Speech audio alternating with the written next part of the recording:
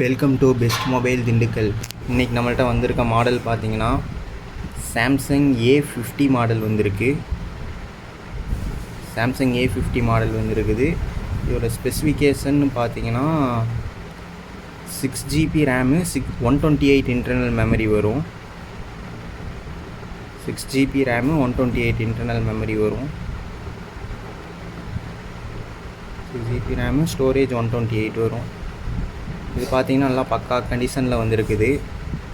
அதே மாதிரி camera specification பார்த்தீங்கன்னா உங்களுக்கு வந்து பேக்கில் 25+8+5 MP வந்துடும். ஃப்ரண்ட்டில் பார்த்தாலும் உங்களுக்கு 25 MP கேமரா வந்துடும்.